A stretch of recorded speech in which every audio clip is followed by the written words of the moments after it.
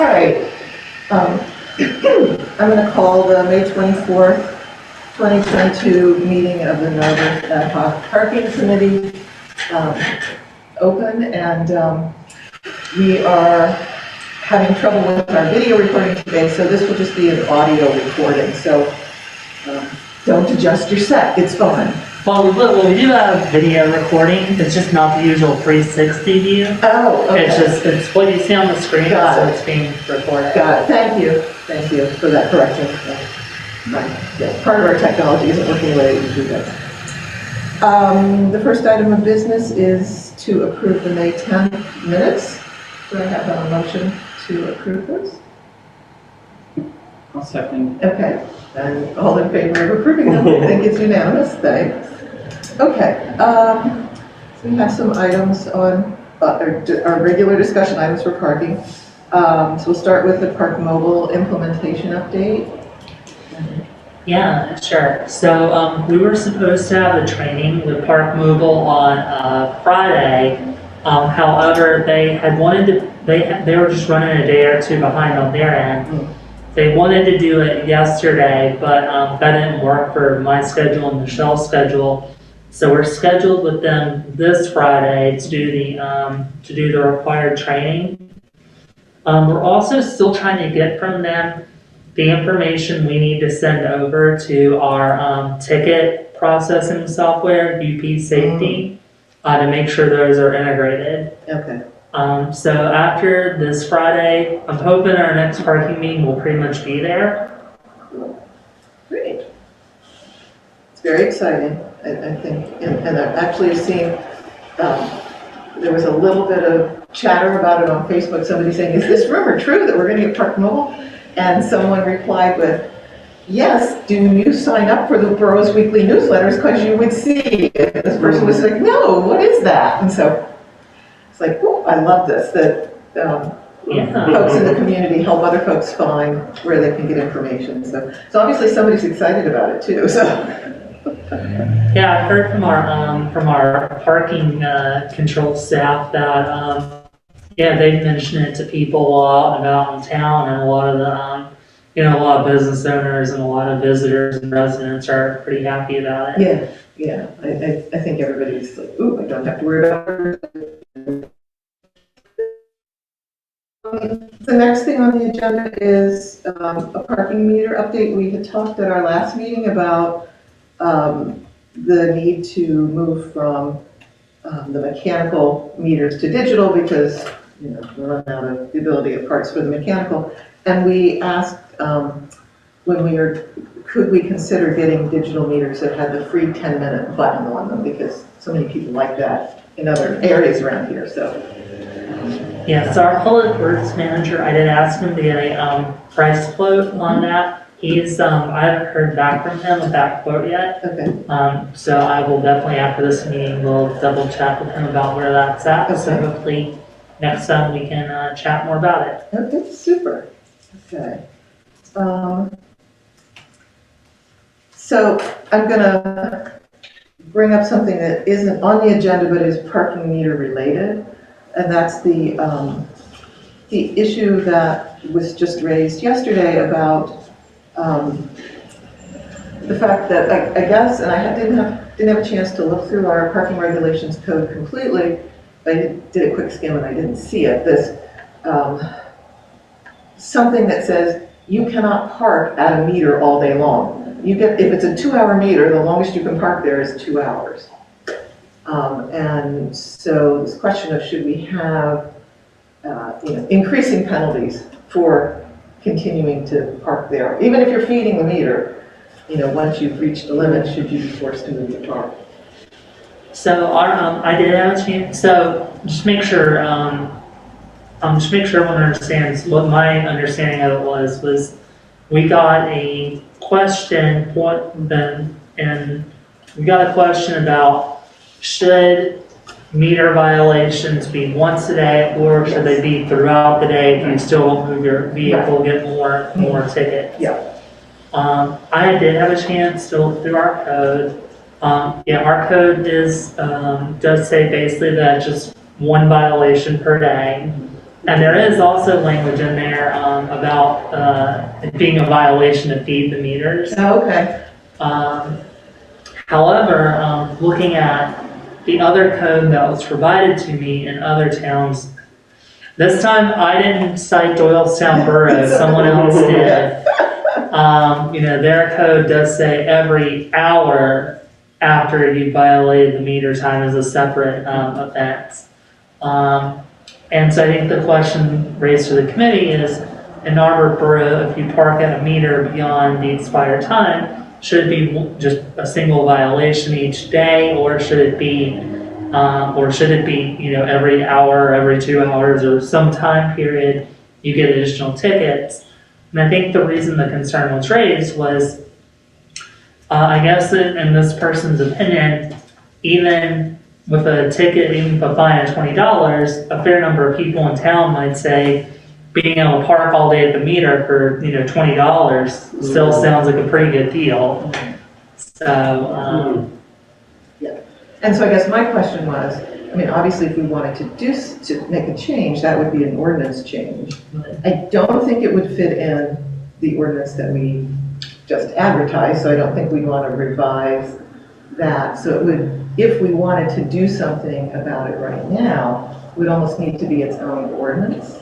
yeah, And so my question was kind of, all right, so should we add this to our discussion of commercial parking? Because this is more around the commercial areas where this is having an impact, because the businesses want to make sure that the metered spaces are free for people coming to shop, as opposed to, I don't know, maybe somebody coming to work and parking there all day.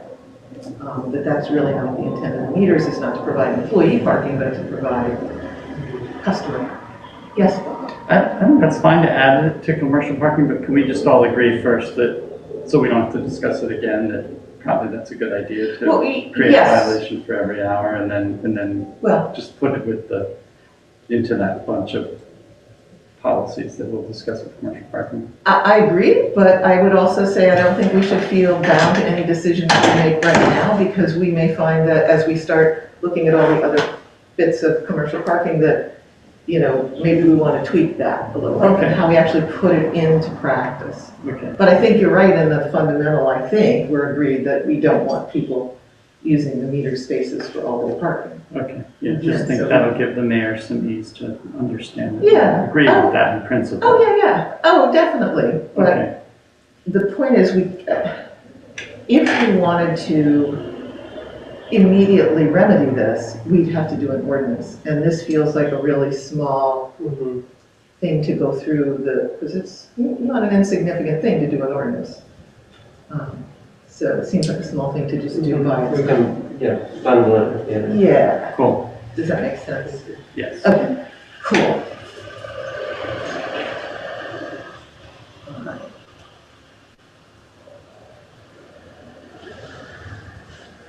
Okay, the municipal lot parking and towing ordinance, council voted to advertise that at our meeting this week. last Thursday. Yeah, I'm like going, oh my gosh, it's hard to keep track sometimes. So that's very exciting, and so once that, should council approve it and it takes effect, then we'll have to, on this committee, consider a parking permit program for the two, well, I guess all the municipal lots really, but the one is metered, so it's not quite the same thing, but the two that aren't metered, 100 Conway and 201 Sabine. So I think that would be our next step. And, my thought would be that staff should make a suggestion as to what that should be, and then we could react to that, and then hopefully get council to say, yeah, I like it, and go run with it. Yeah, I agree with that. So what me and Michelle Carroll will do is after it'll be on the agenda for council to consider on June 16th. So I guess the parking meeting after that would be June. Let's see here, June 21st. June's a funny month because everything's really close together. Yep. I don't know if we'll have a memo ready June 21st, because if the council meeting is on the 16th, that'd be one day to write it. Yeah, But definitely the parking meeting, the first one in July. yeah, we would be able to do that, yeah. Super. And then the other thing that, as a result, if this ordinance does get passed, there will be some minor changes to the police directive. So that's something that I'm assuming you'll let the chief and the mayor know so they can then have it all in the same. Absolutely. That's super. Great. Very exciting. We need to get that off our list. Okay. Residential parking. So I had a couple of kind of general things I wanted to say first, and then we can talk about some of the nitty-gritty stuff. So, you know, we had our preliminary recommendations and we presented them to council 3 or 4 weeks ago. something in that time frame, maybe 3.5 weeks ago. And got some feedback from them and have some things that we need to consider and think about how we might want to change our recommendations if we do, or if we want to stay with what we recommended and explain why we're not changing them. And looking at timing for when we might come back to them, I think realistically, given how, again, like June is a funny month, like our next meeting is June 14th, which is really 3 weeks by the calendar because the way the first of the month falls. Given where we're going to be, I don't see how we can have any kind of presentation ready for them until the July business meeting, which is also a combined workshop business meeting. So,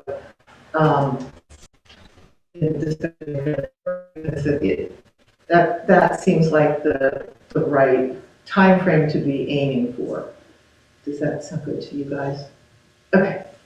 I also, for whatever it's worth, shared that that conversation with our council president, as he and I are kind of like, Yep. you know, charting out how the next 2 meetings will be.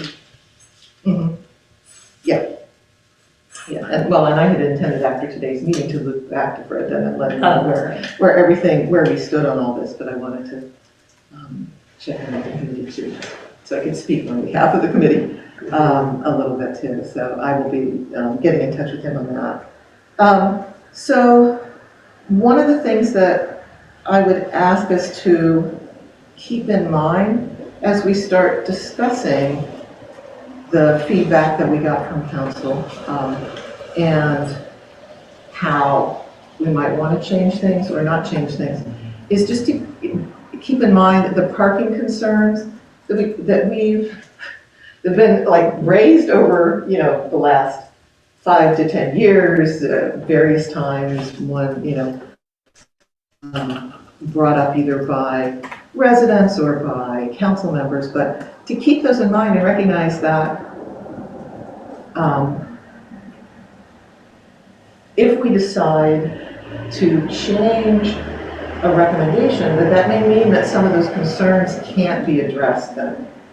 So, for example, you know, we had thought about, could we do something to address the concerns that people have with the streets being used as a storage space for a car that somebody isn't using and maybe is never going to use, but they just don't want to bother to get rid of it, or the person who from outside the borough parks their car on our streets while they go to the airport to go away for a vacation because they know it's safe. You know, some of those things, if we, you know, the only way to regulate those is to have some kind of permitting system in place for the whole borough. Mm-hmm. And if we decide not to recommend that, then I want us to just recognize, oh, that means that there's going to be a concern that we're not meeting. Now that might be fine, we might decide that's fine, but I want us to remember that, and I intend to make sure council is aware of that too, that whatever we recommend, if it's something that's going to leave a concern unaddressed, I want them to know that, because there's, just so that down the road, if somebody then comes, you know, let's say we don't do permitting everywhere in the borough, down the road somebody complains there's a person parking their car, you know, on my block as like a garage space for wrecked vehicle, well not wrecked, but you know, cars that they An just, extra vehicle. an extra vehicle that they're not using at all, well, there wasn't an appetite for permitting that would prevent that. So we have no recourse as long as the car is it's up to date on registration and inspection and the tires aren't flat. It's like, there's not much the borough can do. So we just need to keep, I think it makes sense to keep those things in mind and just recognize the implications of any system. It may mean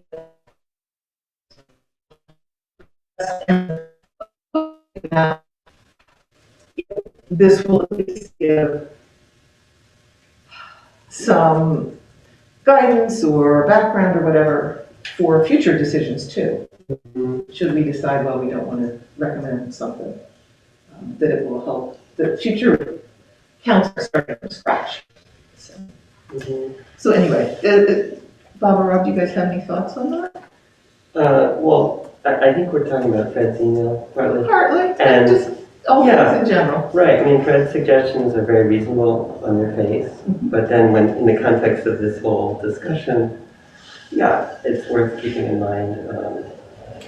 I mean, I think what we're hearing is, parking is the third rail of local politics. We know that. So Fred's advising caution so that we can limit the upset. But we have other goals, so there's a tension between kind of minimizing, upset and, advancing the goals that we set forward. So that puts us in a bind. Yes. So, I mean, I think you both said it all. Okay. I personally think that the idea that the thinking we've done now as a committee and that any papers, any opinions that we have or thoughts that we've had about this won't inform the future at all. They won't help. They will only help us create policy for now. And if council doesn't act on policy now, they're going to have to start from zero in the future. It's just the way it works. There's no, we've been having traffic calming discussions in the borough for 20 years, longer than 20 years. And it's pretty much all recycled again today. And if, until things are actually happen or implemented to create, say, safer streets or more walkable community or traffic calming, all these things, trees, crosswalks, elevated, all of these ideas that are being discussed today have all been discussed for 2 decades in the borough. And until we act upon them, they will continue to be discussed. And the same is true for parking policy. So I don't think we should confuse ourselves in thinking that somehow we're going to be enriching the future borough residents through having enlightened conversations now about parking. If we act, maybe we'll help the future. If we don't act, who knows? That's all. That's my view. That's based on experience. Yes, and I totally appreciate that. I guess the only thing I'm thinking of is that if we change our recommendation and say, for instance, we're not going to recommend an overnight parking. We're not going to recommend a borough-wide parking permitting in some fashion. But I think what we can do is say, in a formal report to council, in not doing that, these are the issues that remain unaddressed, the concerns that remain unaddressed, and we see that the only way to address those is some kind of borough-wide permitting system. And then that leaves the future whoever to decide someday to put in a borough-wide permitting system. That's what I'm getting at. It's like leaving them some breadcrumbs. That's what you might want to consider doing then. Because there's no other real way to address that. We can leave the breadcrumbs. I don't think it'll matter. Okay. But I would like to say that I don't think it's an either. And I think all of our policies and recommendations don't have to be borough-wide. No. I think we can think about other ways to maybe regulate the overnight parking that doesn't include the streets where it would really be an irrelevant and intrusive policy. And so I don't think we need to have total parity and equity among all the, cul-de-sacs of Narberth when really it's like Windsor Avenue, Haverford Avenue, the places adjacent and close to the station circle where we have the station square, the town Town square. Town square, And and like sort of in the core of the town where overnight parking creates the most becomes a problem for residents who want to park close to their homes. And so I don't think we have to do it. Anyway, I'm just ready to talk about that, like in the context of like maybe zones, different kinds of zones that, as Michelle suggested, like going back to the 1, 2, 3 zones and thinking about where overnight parking shouldn't be allowed. So, but not make it everywhere. Yeah, well, and I think part of our thinking in wanting to start with a borough-wide perspective was that we were hoping to have a simplified system. And this is one of the things that I went back to because I wanted to see was what Nelson Nygaard was presenting, was that simpler than our current system? And I don't see them doing a lot of simplification in any way. They weren't suggesting changes to the current 2-hour zones. They were kind of just leaving those in place and actually then allowing for the process where there would be more 2-hour zones through resident request, which, if that's all you're going to have, then yes, you need to have a way for people to ask for that, to put that into place if they find that their block needs that regulation. But they weren't trying to, they didn't have simplification as a goal, I don't think. And I think we were thinking, well, that might be a good thing to try for. But if it's not, and I think that's why we ended up not doing zones partly too, was that it's simpler to not do them. So we may be at this place where it's like, well, as much as we'd like to have simplification as a goal, that may not be maybe we're just not going to be able to do that at this point. And from an administrative standpoint, again, the biggest reason I had previously fought against the zones was in terms of the registration component and having to track that. But given that, that my assistant has, recommended that we pursue a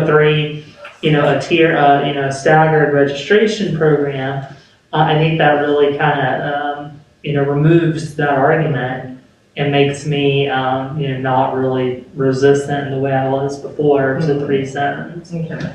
And to that point, if I can talk about that map for a minute. Yes, that'd be great. So Michelle Carroll put together a couple maps for the packet here. As requested by the committee, she took the 3 zones from Nelson Nygaard, determined which roads currently are in 2-hour parking within each of those zones, and found that, I don't remember necessarily her and I specifically discussed some, but my impression is it seems like a fair distribution in terms of if we wanted to use that as the basis of a registration program. So like from a workload perspective, Exactly. these are the existing 2-hour zones with the Nelson Nygaard zones. I hate using zones in both cases, but yeah, I think we all know, laid over top of it, as opposed to the 3 groupings that Michelle had suggested at our last meeting. Exactly, which were more of like an alphabetical order kind of thing. Right. And then the other map I asked Michelle to do, the committee didn't ask her to do this, but I asked her to do this just so we would have this as a point of information. And this, of course, was before we got the feedback from Borough Council, was what would the zone, if we kept the Nelson Nygaard zones and made every public road a 2-hour road, what would that look like? Yeah, and how many streets would that throw into the zone? Right. Yeah. Or even if not 2-hour zone, at least some kind of parking permitting structure. Yeah. To just get a sense of, well, does that put too many? Do you know whether she felt like that, just from an administrative standpoint, that's just like? I don't remember discussing that. Right. Just just me, my impression looking at that map is zone 3, the one in red, looks a little heavier than the other 2. Yeah, that's what I would have thought too. That it would have, although you get further out, out and you maybe have fewer twins or multifamily dwellings, so maybe the number of residents is True, that's a good point, mitigated yeah, some. there's probably a little less population density out that way. Yeah, but if we're not going with the borough-wide system, it really, at this point, it doesn't really matter. So if we were to go with 3 zones and make 2-hour zones everywhere in the borough, as we were, as one possibility, just thinking about what's the advantage to people who say live on the cul-de-sac streets? Well, for one thing, it keeps fewer cars on the street. It means fewer cars are going to be on the street, probably. Yeah. Which is definitely, I think, something residents think is bad. Yeah. Well, an overnight parking program would get you the same thing too, I think. So I don't. Well, no, I mean, if you have a driveway and you're not on an unregulated street, you park your car on the street, you could leave it there all day. That's Under true. 2-hour zone, you'd have to have a permit to leave it there all day. Yeah, and then you could leave it there at night though, because the two-hour zone enforcement stops at a certain point in time. Yeah, if you have a permit, it gives you the overnight too. Right. So you could leave it there all day. I think that's something to discuss with council, because it's simple. Well, yes, it is, I think. But Fred's already said that would be overreach. Yeah. Regulated. Yes. Borough. Yeah. Um, Yeah. I think the thing to discuss with council again is this, just be aware of what concerns aren't going to be addressed without a permitting program further flung than just the 2-hour zones. And with all due respect to our council president, at the public meeting, our council vice president expressed a concern that, well, if we don't regulate all the streets and we raise the prices for permits, suddenly we're going to push people out onto the unregulated streets. Exactly. And I'm glad you made that point, because I was thinking, like, who wants that? Who also, because there was an argument from the other perspective Exactly. too. And I thought other council members agreed with the idea of equity also throughout, kind of a more even-handed approach to everywhere, because it's why, I think the argument was like, why burden just the people who live in the 2-hour zones with having to pay for the system? Right, exactly. I think there's You've made that argument many times. Yeah, I think we have this, my personal feeling is that at this point, we shouldn't feel compelled to tailor our recommendation to any individual's preference, but to what we think as a committee makes sense. And be aware though, can we then also say, and if council isn't ready to go this far, this is what we recommend. So maybe we can do something like that. So that we don't just leave council without a policy. yeah, and they're like, now what? Right, Yeah. that appeals to me, I like that approach. So, and maybe, again, it's not going to simplify things, but, maybe the solution is, not only do we adopt the 3 zones for purposes of administration, but maybe we adopt the 3 zones and maybe just spitballing here, maybe in zone 2, overnight parking, you have to have a permit for, but in zone 1 and 3, you don't, or something like that. Agreed. That's gives us that latitude, and it's not that complicated once you have the zones. Yeah. And there'll be signage posted as well, so So does that mean you would need, in addition to having a 2-hour permit, you need an overnight? No. No. It means No, if you're I'd not, say if you're not on, I just want to say exactly. So if your current residence if your residence is not currently in a 2-hour zone, you would need, in zone 2, you would need an overnight parking permit to park on the street.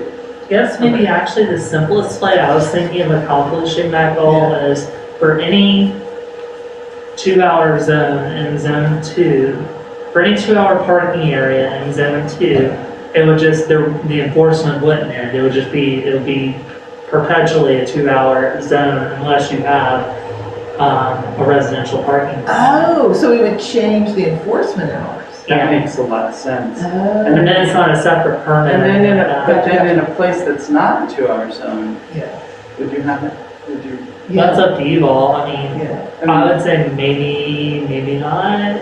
I mean, yeah, maybe not. There are places that probably should be 2-hour zone. I guess, And that's, right. I guess my reason for that, sorry, I just explain why I feel that Yeah, is, thinking of the, given that zone 2 also is our preponderance of people who, like live above stores and that kind of thing, Yeah. leaving some portions of it unregulated. I mean, I guess theoretically you could say they could go park in zone 3 somewhere Yeah, that's unregulated if they wanted to park overnight, but I don't know, part of me is like if we could preserve some unregulated parking in zone 2 for those people, then we would be all right. yeah.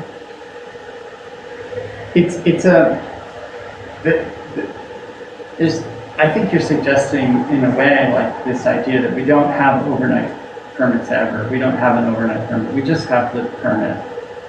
And if you have the permit, you can park overnight. And that could either apply or not apply to the unregulated parts of the zone. If it doesn't apply, well then, and there becomes an issue on the lot, then the residents can petition to have 2-hour zone That's permit. exactly what I was gonna Which I say, think yeah. then gives, I think that in a way satisfies everybody. Satisfied? It satisfies everyone because it creates a pathway for regulations if there's a spot, this happens. Like I'm kind of watching, I live near the 200 blocks of Grayling, and the 100 blocks regulated, 2 hours, but the 200 blocks not. And sort of I could see how like maybe the residents of the 200 block might start to feel the need for a 2-hour permit. And then we would start to need to look at how to work with the people who live on Concord Avenue, live in the 5A, how to give them parking somewhere. It happened in Center City. It used to be that like everything was regulated to South Street, and people lived in Center City. They would just go south of Bainbridge, and they could park in an unregulated area. And then maybe it was to Bainbridge, and now I think it's regulated much further south. So it sort of forced people who don't want to pay for parking much further away. Well, yeah, I mean, I would argue with our existing regulated streets, and again, as someone who lived this experience, if you live on Haverford Avenue, or if you rent an apartment above a store on Haverford Avenue, I mean, your options are, you can park in a metered space after the meter, or even, whenever near the end of the meter. Exactly. If you want to put a little money in the meter, you can park there then. I mean, right now, and I don't expect this to change, you can come park down, near the borough office, or in the borough, now this might change, but for now, I mean, you can park, down this section at Haverford, and the borough lot here at 100 Conway. There's unregulated streets, I mean, all kind of within and around that area. You gotta go generally out past Windsor, But but Windsor's unregulated. well, that's true, good point. Windsor has some meters and then there's otherwise unregulated.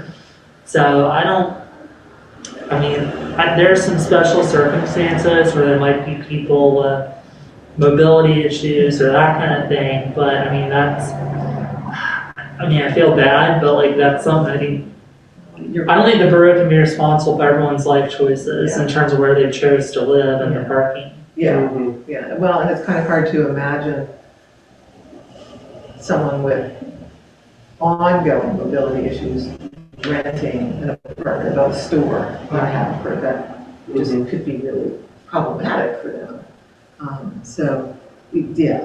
don't think we can try to address every possibility that might be there.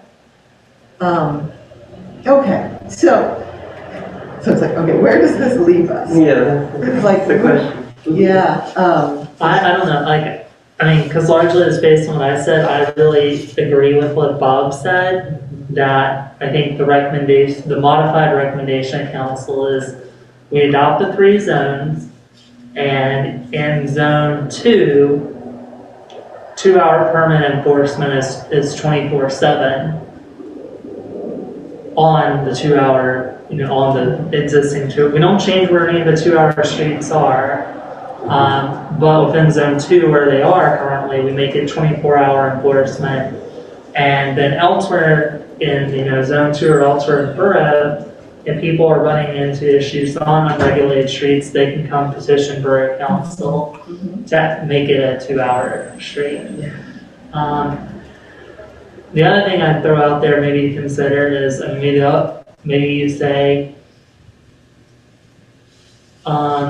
maybe you say not just zone 2, maybe you say in all the 2-hour streets, we just change the enforcement from daytime only to 24/7. That's what I was wondering, because I know there's some concern on the south side, with people parking to go to the train or some other things, and so.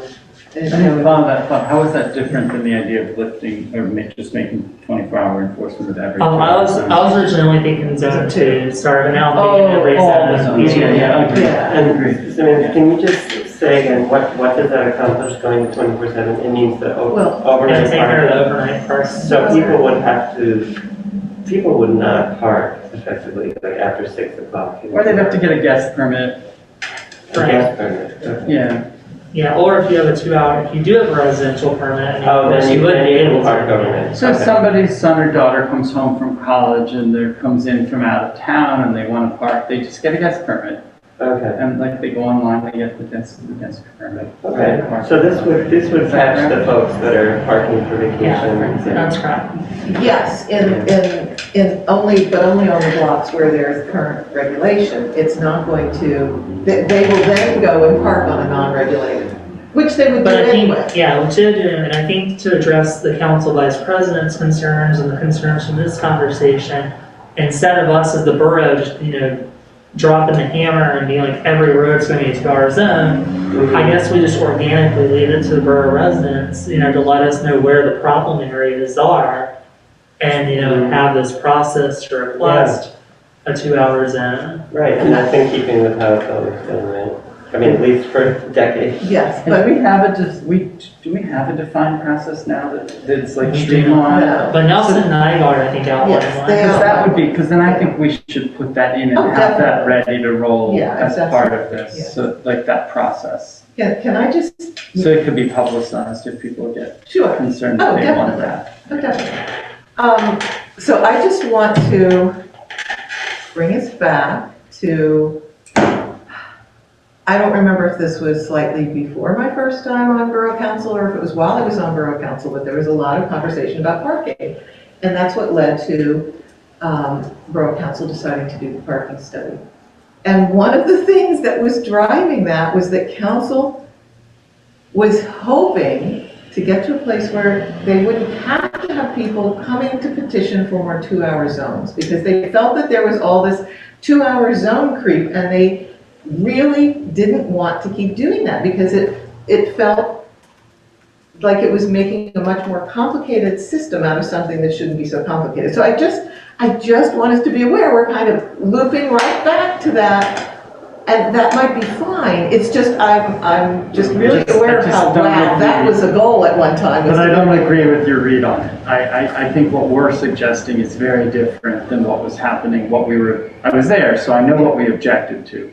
We didn't feel that it was necessary for council to be involved in every time a block of people wanted a new parking regulation. Yeah. I think what we're talking about is creating a methodology where council doesn't have to be involved. Gotcha. The neighbors can sort of say, these are the conditions, this is what we want. Staff can evaluate it and say, we whether they meet it or recommend, not. or we don't recommend creating this 2-hour zone. And it's not like a whole political exercise with people yelling and screaming in the room, as it has been done in the past. I know. Yeah. So I think we're talking about something very different. That's fine. Okay. That's fair. I just remember how that was it's like, can we not have this, Yeah. Yeah, and I think that's the direction. I mean, we're not 100% there yet, but I really appreciate as chair of PHS, the work that Rob has done with me to try and move, general traffic concerns in that kind of direction Yes. as So it's well. worked really well. I Yeah, think. yeah, It's working, I it's think so, working, yeah. isn't it? Mhm. Yeah, and instead of us making political Right. decisions based on how, loud people are screaming at us about whether to do something Yeah. for any traffic concern in the borough, it's, we're gathering data, we're looking at what the traffic engineer has to say, and then we're making informed decisions Yeah. based on that. And that's the sort of process basically I think Nelson Nigel Yes. outlined as They well. did, yeah. Okay. Mhm. And that was always, just an aside, one of the things that was always very difficult about being a council member when we weren't making data-driven decisions was this feeling that neighbors would say, well, you're not listening to our concerns. It's like, yes, we are listening to your concerns, and we're really committed to like the phenomenon and dealing with the facts. And so, and like that was not always understood. Yeah.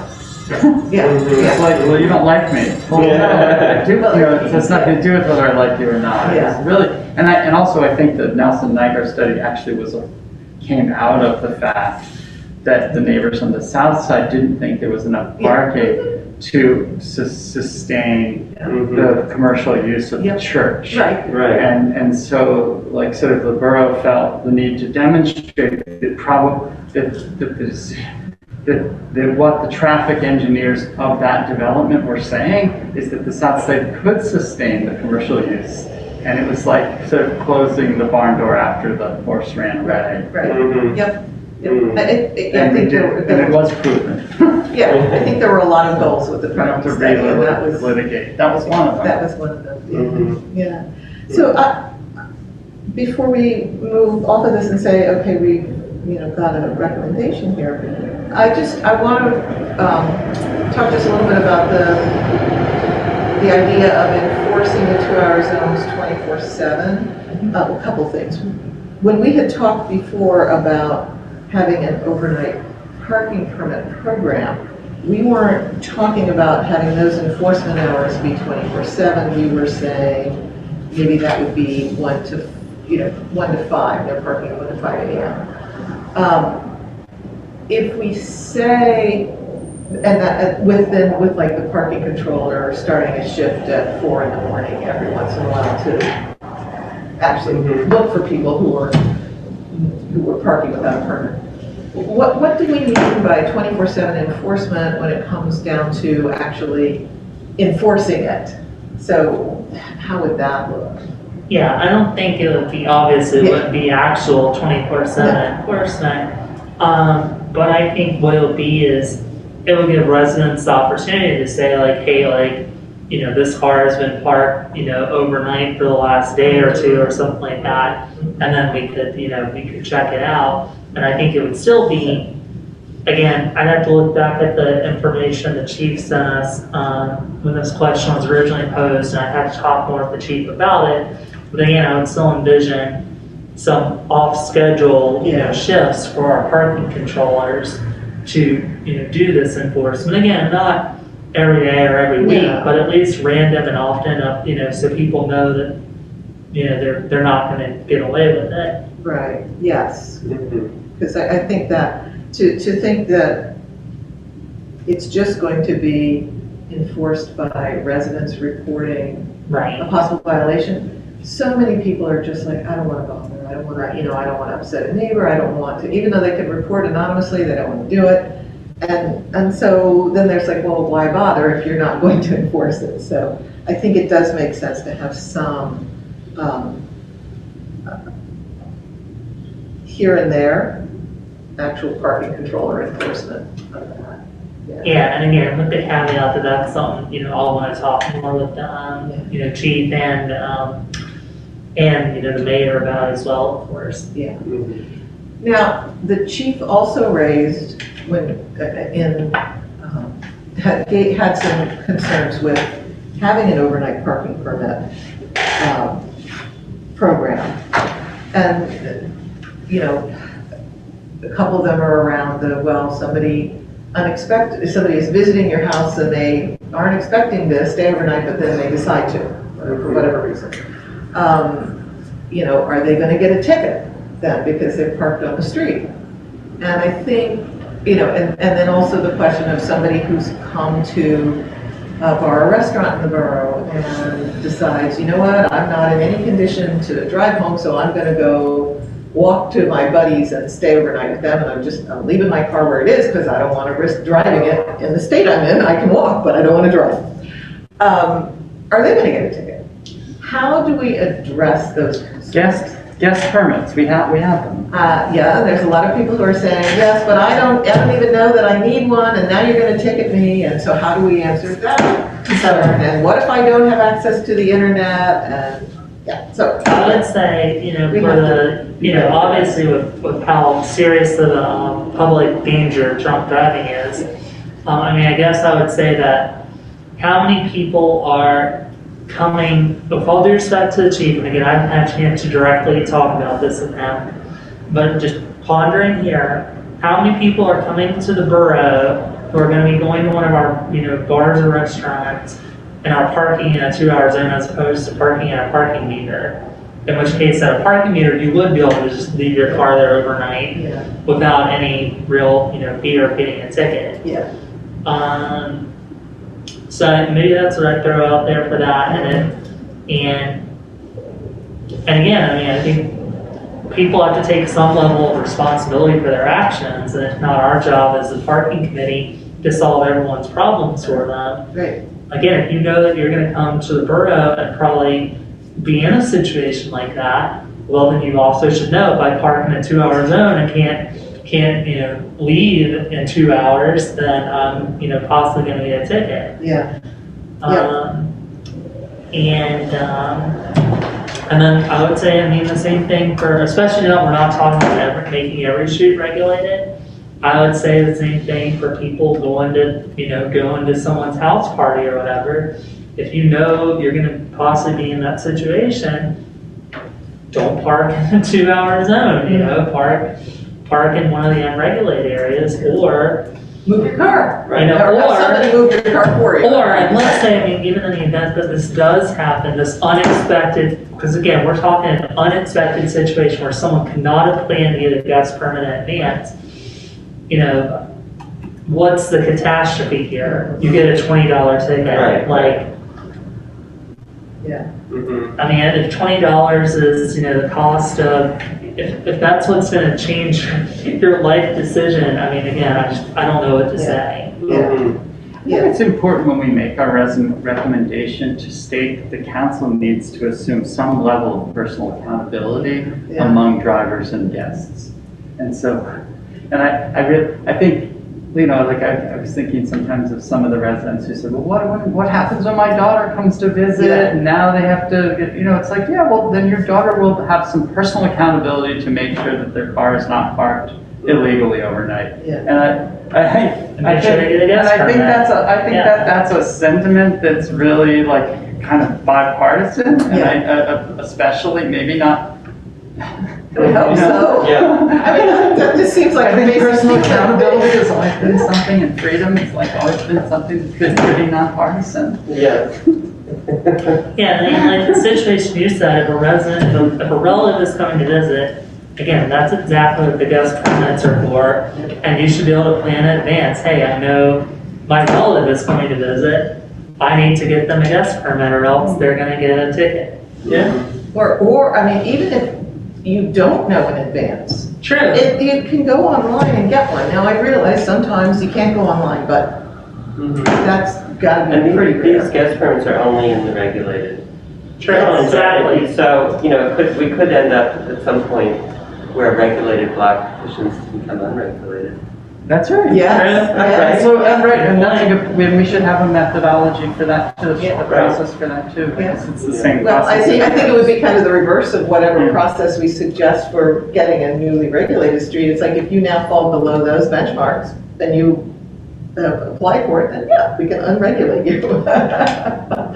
It's like, it'd be interesting. Because they don't want the burden of the guest pass. They don't want to worry about guest pass. Well, or this is you're my dream. There's way fewer cars owned by people on that block, so they're like, we don't need to be regulated anymore. Wouldn't that be nice? But that's probably a long way off.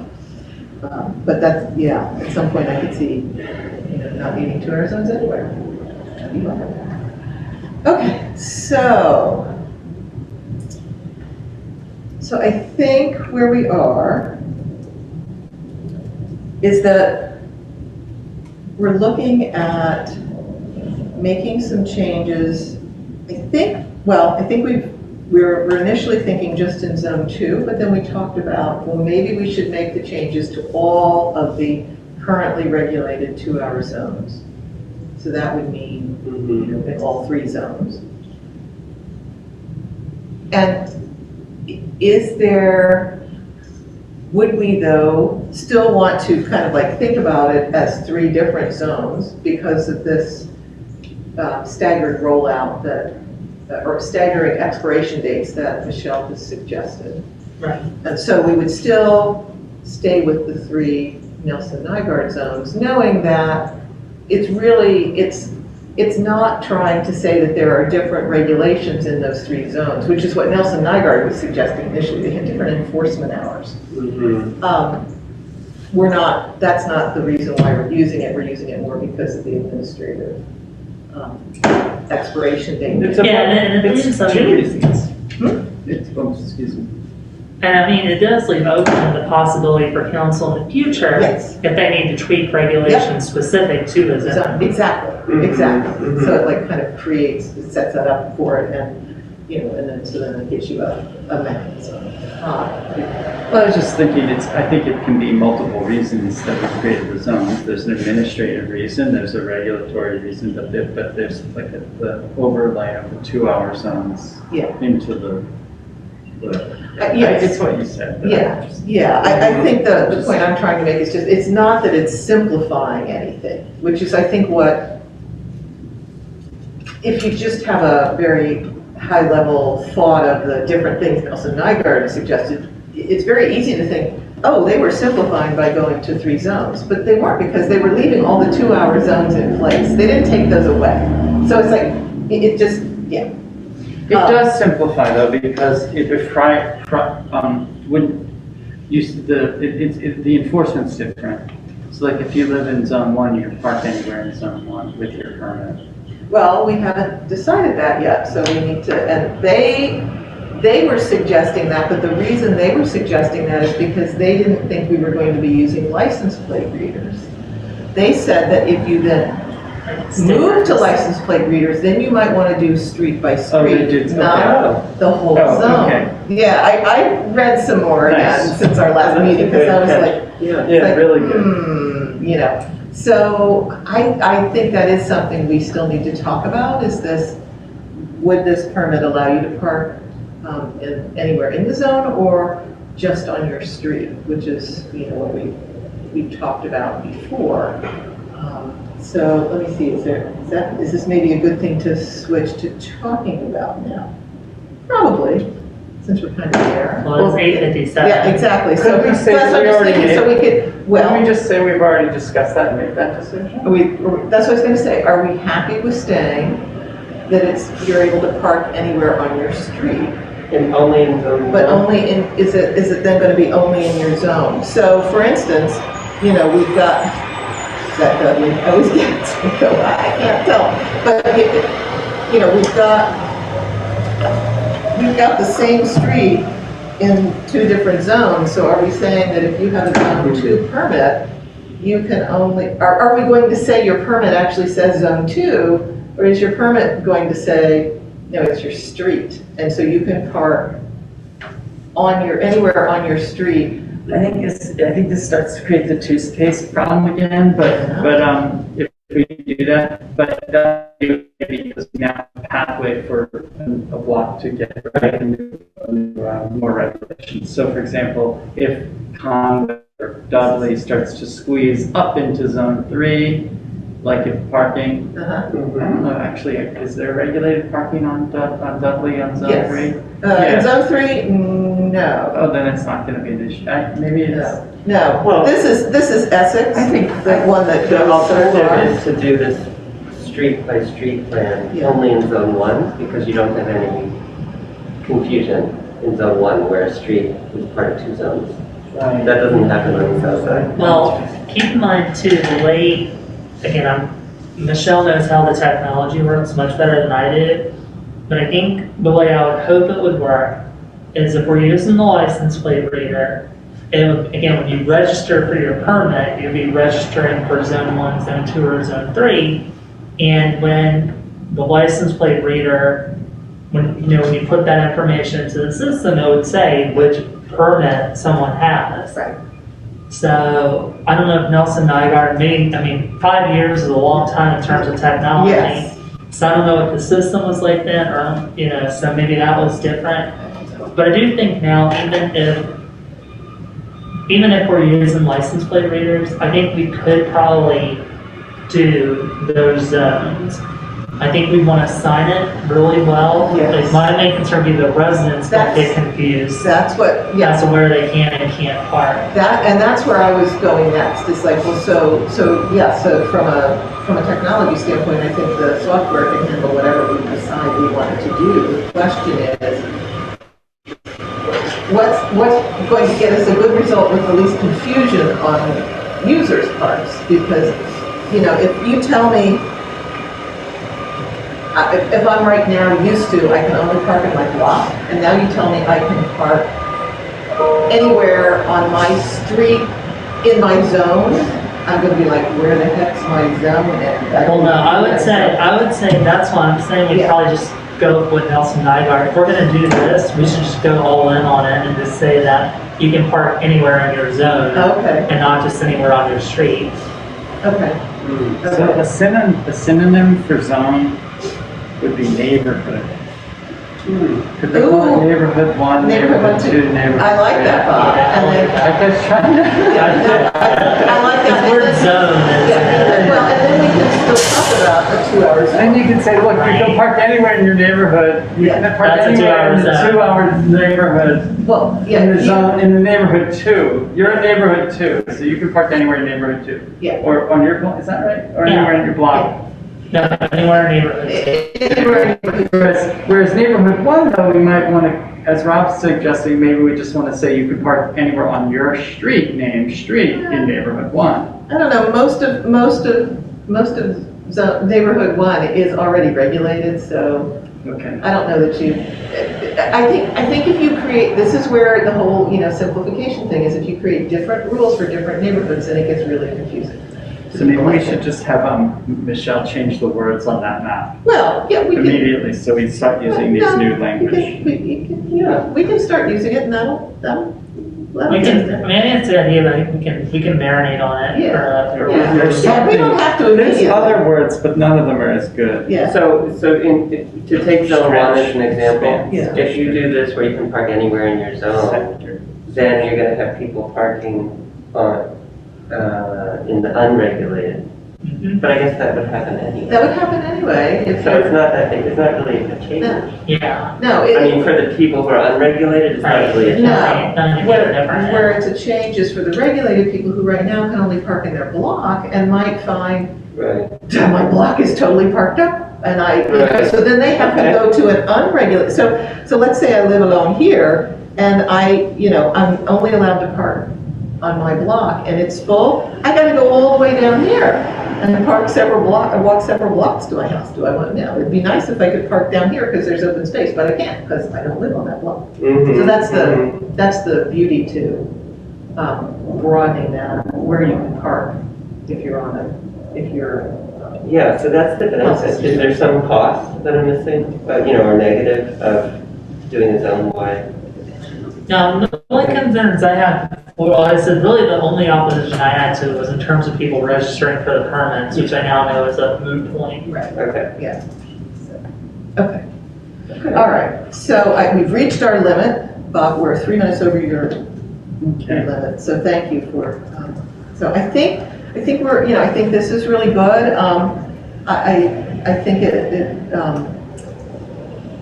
we have a little bit more to consider, and that's fair. And we need to look back to some of the other concerns that council raised. But and I think, as I said, I think what would be good is for us to make when we come to them with a new recommendation, say that these are unaddressed concerns. We decided to And so if you want to address them, it would be something different. So, you know, let council make that decision that, yeah, no, we're fine with leaving some things unaddressed, so. Okay, so as I mentioned, our next meeting is June 14th, which is 3 weeks away due to the calendar. So we'll have a longer gap than we usually do. But I plan to have just some one-on-one conversations with some other members of the council just to make sure that fully understood what their comments were from our meeting a week and a half ago. So that gives me a little time to do some of that too. And when is the next meeting after that? June 28th. 28th, yeah. Oh. I was like, yeah, there has to be a 28th in June. Yes. And then the first one in July, I think, is now that's is that the 5th? No, it'd be the 12th, Yes, that's right. It's the second. second, yes. Never mind. I'm getting confused with council. So, yes. So we're good. We're not going to run into holiday issues. Not that far ahead, so thanks for raising that question. Okay. We don't have anybody from the public either in the room or on Zoom with us, so I'm going to call the meeting to a close and adjourn the meeting. Thanks, everybody. Okay, thank you. It was a very good discussion.